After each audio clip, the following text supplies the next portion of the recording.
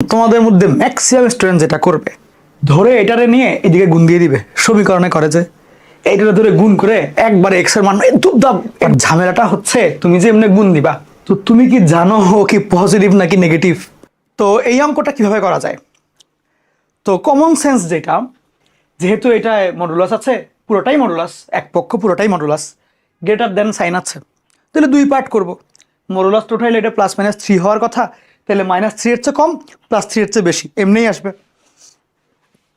তাহলে এখানে কেমন হবে যে 2x - 3 এর মানটা বাই x - 1, এটার মানটা -3 এর চাইতে কম, আর 2x - 3 বাই x - 1 এর মানটা +3 এর চাইতে বেশি। এখন তোমাদের মধ্যে ম্যাক্সিমাম স্টুডেন্ট যেটা করবে, ধরে এটারে নিয়ে এদিকে গুণ দিয়ে দিবে। সমীকরণে করে যে এইটারে ধরে গুণ করে একবারে এক্স এর মান দুবদাব, একবার এক্স এর মান শেষ, কমপ্লিট, শেষ। বলে না ক্লাসের মধ্যে স্যার শেষ, এরকম করে না পিচ্ছিগুলা? তো সেম এগুলা করবে। বাট ঝামেলাটা হচ্ছে তুমি যে এমনি গুণ দিবা, তো তুমি কি জানো কি পজিটিভ নাকি নেগেটিভ? যদিও পজিটিভ হয় জাস্ট গুণ করে দাও, সমস্যা নাই। কিন্তু যদিও নেগেটিভ হয়, তুমি যদি এমনি গুণ করো, এই চিহ্ন তোমার উল্টায় দেওয়া লাগবে। কারণ কাউকে একটা অসমতাকে নেগেটিভ দিয়ে গুণ করলে চিহ্ন উল্টাইতে হয় না? তাহলে ও যে নেগেটিভ নাকি পজিটিভ এটাই তো জানো না। সমস্যা তো এইখানে, এই যে আটকায় গেলা। তো এখন বুঝবা কেমনে ও নেগেটিভ নাকি পজিটিভ? বোঝা গেল? আচ্ছা, তো এটার টেকনিকটা হচ্ছে, এটাকে আমরা দুই পার্টে ভাগ করব, বা এটা কয়েকটা পার্টে ভাগ করব, এটাকে কয়েকটা পার্টে ভাগ করব। এবং ভাগ করার আগে আমরা জাস্ট ডিরেক্টলি এমনি এটা করতেও পারবো না, আসলে এত ইজি না আর কি জিনিসটা। আমরা যেটা করি সেটা হচ্ছে -3টাকে বামে নিয়ে আসবো, লসাগু করে এখানে 0 বানাবো। আগে 0 আসলে তারপরে নিব ক্রিটিক্যাল পয়েন্ট। কি বললাম? এইখানে আগে 0 বানাবো, বানানোর পরে আমরা সন্ধিবিন্দু, যেটা অন্তরীকরণে পড়েছো ওইটা, সন্ধিবিন্দুটা বের করবো। আমি দেখাচ্ছি, এই অধ্যায়ে পড়াইছি একটু আগে, কয়দিন মানে আগের ক্লাসে। এটা এদিকে নিয়ে আসো আগে। তাহলে 2x - 3 একবারে বিয়োগ করে, এটা তো যোগ হবে, যোগ 3 হবে। আচ্ছা একটু দেখাই দিই একটা লাইন, যোগ 3, এইখানে 0 বানাইলা, আগে আগে 0টা বানাইলা, দেন তুমি লসাগু করো। এখানে x - 1, এখানে উপরে 2x - 3 প্লাস 3x - 3, তো 2x 3x 5x, -3 - 3 -6, এই কমপ্লিট সব ওকে। আচ্ছা, সিমিলার ভাবে বামে নিয়ে আসো, 2x - 3 by x - 1 -3 greater than 0, then একবারে করে ফেলো x - 1, তো 2x - 3x, তাহলে -x 3 প্লাস 3, তাহলে 0, এই। তাহলে এইখানে আমার ওভারঅল দুইটা অসমতা আসলো, দুইটা অসমতা কিন্তু আসলো, ঠিকঠাক দুইটা অসমতা আসলো। তো আমি যেটা করব, এক একটা অসমতা আগে হ্যান্ডেল করব, আগে এটা নিয়ে কাজ করব, এরপর এটা নিয়ে কাজ করব। ওখান থেকে আমি বের করব এক্স এর মান কি কি হইতে পারে আর কি কি হইতে পারে না। ক্লিয়ার? আচ্ছা, তো এখন কেমনে কি দেখাচ্ছি, একটা একটা করে দেখাচ্ছি।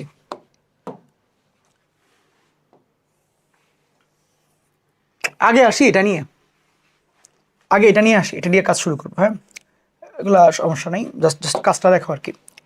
যেহেতু ডান পক্ষে 0, এখন আমি উপরেরটাকে আর নিচেরটাকে মনে মনে 0 ধরবো। 0 ধরে দেখবো এক্স এর মান কি কি হইতে পারে। তো যদি 0 ধরি মনে মনে, তাহলে এক্স এর মান কি কি হইতে পারে বলো তো? এগুলো কিন্তু আমি পড়ায় আসছি তোমাদেরকে, মনে আছে কিনা? জাম্পিং রুল পড়াইছিলাম, ওইটা এটা। আচ্ছা, এইটাকে যদি আমি 0 ধরি, এক্স এর মান হবে 6/5, এটাকে আমি 0 ধরবো, এক্স এর মান হবে 1, ঠিক? আচ্ছা, তাহলে 6/5 বড় নাকি 1? 6/5 বড়, তাহলে আমি এক জায়গাতে রাখবো হচ্ছে 1, এক জায়গাতে রাখবো 6/5। আচ্ছা, তাহলে এইখানে মোটমাট কয়টা জায়গা, কয়টা স্পেস ক্রিয়েট হইলো? 3টা। আমি এগুলা দিয়ে এটাকে টেস্ট করব, টেস্ট করে একটা জায়গা বা দুইটা জায়গা নির্ধারণ করব। তো নর্মালি আমরা কি করি এসব ক্ষেত্রে? আমরা জাম্পিং রুল ইউজ করি। জাম্পিং রুলটা কি হয়, খেয়াল মানে খুঁজে দেখি এই 3টার মধ্যে কোথায় 0 আছে, সেই 0 আমি বসায় দেখি যে এটা টেস্ট মানে কিনা। যদি মানে, তাহলে ওই জায়গাতে ওই রেঞ্জে কারেক্ট, পরের রেঞ্জে ভুল, পরেরটায় কারেক্ট। জিনিসটা এরকম। যদি এই জায়গাতে ধরো এখানে 0 বসাইলাম, এটা গ্রেটার দেন 0 চলে আসছে, মানে হয় নাই, মিলে নাই, তাহলে ওই জায়গায় কাটা, পরেরটা ইয়েস, পরেরটা কাটা, এমনে যাবে। তাহলে ধরো আমি যদি 0 নিয়ে চিন্তা করি, এখানে 0, তাহলে আমি 0 এখানে বসাই, 5 × 0 - 6, তাহলে উপরে নেগেটিভ। আচ্ছা, 0 - 1 নিচেও negative, negative by negative positive হবে। তার মানে এই জায়গাতে এক্সের মান 0 বসাইলে সেটা পজিটিভ চলে আসে, এই অসমতাকে লঙ্ঘন করে। তার মানে এইখানে এই যে এই রেঞ্জটা 1-এর চেয়ে কমের যে এই জায়গাটা, এই জায়গার ভ্যালুর জন্য এটা সত্য না, এই জায়গা বাদ। তাহলে জাম্পিং রুল কি বলে? এটা কারেক্ট, এটা বাদ। ভাইয়া জাম্পিং রুল কোন কোন ক্ষেত্রে ইউজ করা যায়? যখন উপরে এক্সের পাওয়ার 1, নিচেও পাওয়ার 1 এবং কোথাও কোনো হোল স্কোয়ার নাই। ওকে, আচ্ছা, তার মানে হচ্ছে এটার থেকে আমি বুঝতে পারলাম যে আমার এক্সের মানটা হবে 1 থেকে 6/5 এর মধ্যে। যেহেতু এখানে ইকুয়াল চিহ্ন নাই, তাইলে এটা জাস্ট 1 থেকে 6/5 এরটুকুই থাকবে, এখানে ইকুয়াল চিহ্ন আমরা দিব না। আচ্ছা, দেন এটা তাহলে গেল, এই জিনিসটা আমাদের কমপ্লিট, এই পার্ট কমপ্লিট, এই পার্ট কমপ্লিট। এখন আমরা হচ্ছে দাঁড়াও, এবার আমরা এটার জন্য কাজ শুরু করব। তো ভালো করে দেখো, এখানেও আমার লাগবে একই জিনিস। কেন? ডান পক্ষে 0 আছে, ইজি হবে কাজ করতে। উপরেরটাকেও 0 ধরবা, নিচেরটাকেও 0 ধরবা। তাহলে উপরেরটাকে 0 ধরলে এক্সের মান 0, নিচেরটাকে 0 ধরলে এক্সের মান 1। তাহলে এখানে একটা হচ্ছে 0, একটা হইল 1। ওকে, তো আমরা যেটা করব, এখানে তো আর 0 একটা নিজেই ক্রিটিক্যাল পয়েন্ট, এটা আর দিব না। আমরা হচ্ছে 1-এর উপরে ধরো 2 দিলাম, 2, তাহলে উপরে 2 দাও, -2 আসবে এক্সের মান 2 বসাইলে। নিচে 2 দাও, পজিটিভ, তাহলে মাইনাস বাই প্লাস, তো নেগেটিভ হওয়ার কথা, বাট মানে মাইনাস বাই প্লাস নেগেটিভ আসা উচিত, এখানে লেখা পজিটিভ, তাহলে ভুল বললো। তার মানে এই রেঞ্জের সংখ্যার জন্য এই অসমতাটা মিথ্যা হয়।